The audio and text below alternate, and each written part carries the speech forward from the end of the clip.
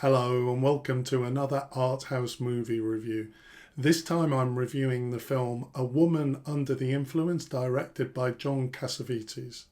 Now, the daily suggestion of movie recently was the Cassavetes film Killing of a Chinese Bookie, and I actually have quite big gaps in my film knowledge.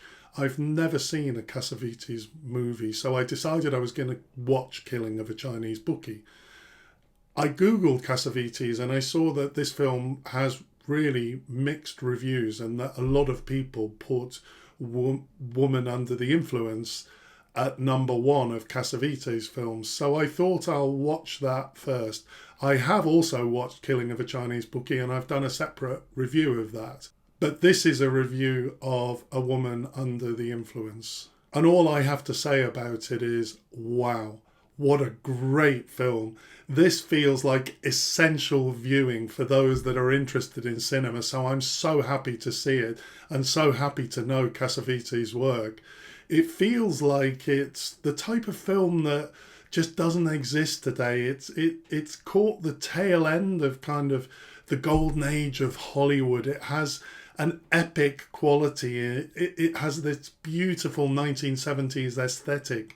And also in terms of its style, it's Hollywood, it's epic, it's theatrical, it's staged, it's melodramatic, it's extreme. At the same time, and this might seem like a contradiction, it's really naturalistic. It's naturalistic and it's melodramatic and theatrical. This should be a contradiction, but somehow it works. And I think that this may be due to the fact that Cassavetes clearly planned his films out, but apparently, from what I've read, he allowed the actors to improvise and he worked with such great actors, and maybe the improvisation just adds that naturalistic element. So this is a film about a married couple, Mabel and Nick, and it's a very simple story, and the story's in two parts, and it's about her deterioration. Mabel's deterioration in terms of her mental health is kind of the first part, and the second part is her return home after her rehabilitation. And it's a really harrowing story. It's so painful as we see her deterioration. It's so painful to see her lack of understanding in what's going on for her desperately wanting to be all right, trying to act as if she's normal,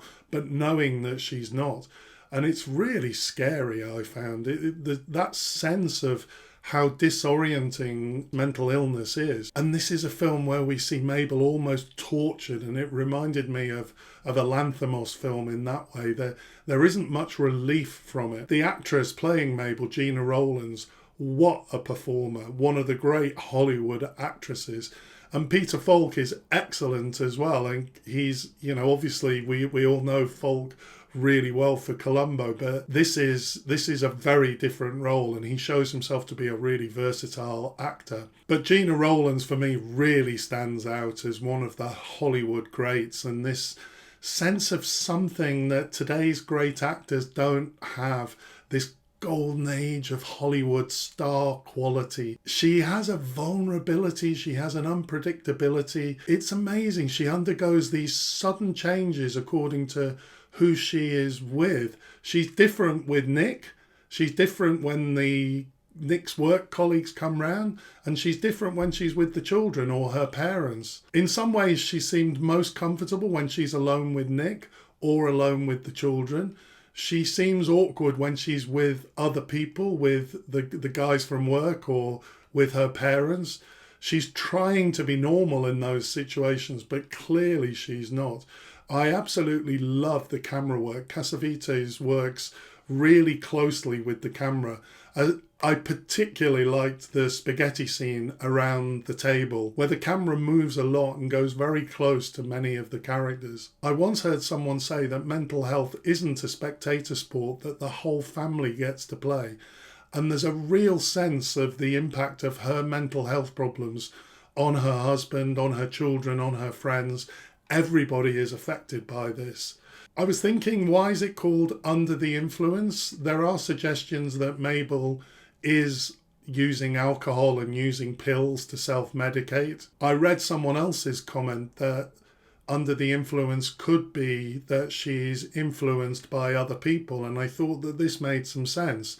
that when she's alone with Nick or the children, her behaviour is different, as I said, than with adults. And it's like the judgment of other people triggers her securities. So she's under the influence of other people, and this kind of made sense.